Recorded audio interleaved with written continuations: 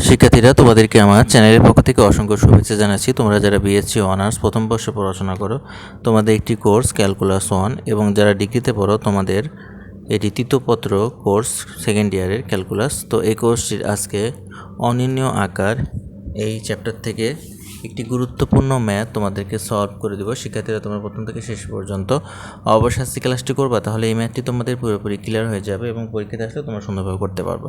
তো বলছে মান নির্ণয় করো limit x tends to infinitive 1/n plus n square by n plus 1 cube plus n square by n plus 2 whole cube plus dot dot plus 1/8 to the power n।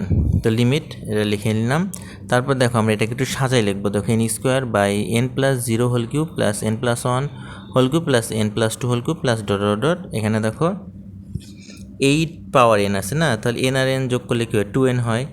R 2n এর উপরে cube দিলে কত হয়, 2 এর উপরে cube দিলে 8 হয়। আর n মানে 2n এর উপরে কিউব দিলে কত হয়, দেখো 2 এর উপরে কিউব দিলে 8 হয়, আর এই যে n কিউব। তার মানে n কিউব টু 8 n কিউবের পরিবর্তে আমরা n plus n whole cube লিখতে পারি। ঠিক আছে, এই হলো ব্যাপার। তো এটাকে আমরা এখন একটা ধারার মাধ্যমে লিখতে পারি, ধারা হয়ে গেল। এটাকে আমরা এখন সামেশন দিয়ে সংক্ষেপে লিখতে পারি। Limit x tends to infinitive n summation r equal to 0। তো এখানে দেখো n স্কোয়ার সবগুলোতে, আর এখানে n প্লাস r আমরা লিখতে পারি। দেখো এক এক করে বৃদ্ধি পাচ্ছে, তাহলে এখানে আমরা n plus r whole cube লিখতে পারি। তো limit x tends to infinitive.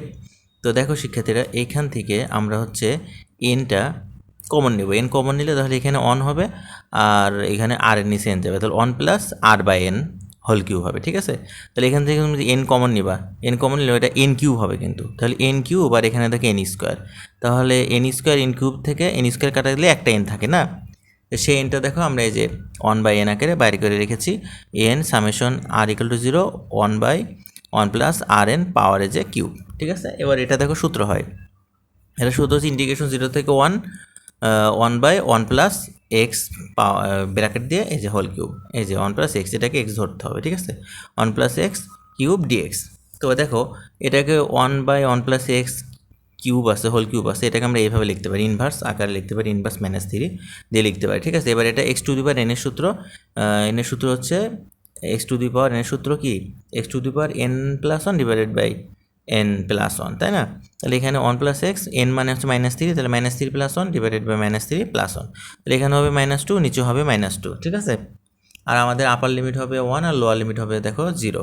তো এটা -2টাকে বের করে নিয়ে আসলাম, 1/-2 হলো, এখানে 1/1 plus x square x whole square লিখতে পারি, যে ইনভার্স আছে, ইনভার্স থাকলে আমরা ভাগ আকারে লিখতে পারি যে 1/1 plus x whole square, upper limit 1, lower limit হচ্ছে 0। এবার দেখো আমরা লিমিটটা বসাই দিব, মানে মান বসাই দিব। এখানে প্রথমে হচ্ছে 1/1 প্লাস 1, তাহলে 1 প্লাস 1 মানে 2 স্কোয়ার না, 2 স্কোয়ার, এই যে 1/2 স্কোয়ার মাইনাস দেবো এবার, দেওয়ার পরে 1/1 প্লাস 0 হোল স্কোয়ার, তাহলে এটা 1ই হবে। এটা 1 প্লাস 0, দেখো 1 প্লাস 0 যদি হোল স্কোয়ার করো তাহলে এটা 1ই হয়, তাই না? তাহলে এখানে -1/2, এখানে 1/4, আর এটা -1।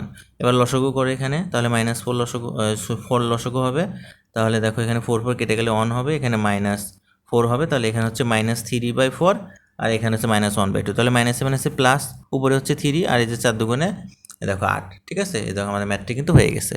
তোমাদের কথা বুঝতে অসুবিধা হলে তোমরা অবশ্যই আমাকে কমেন্টে বলবা।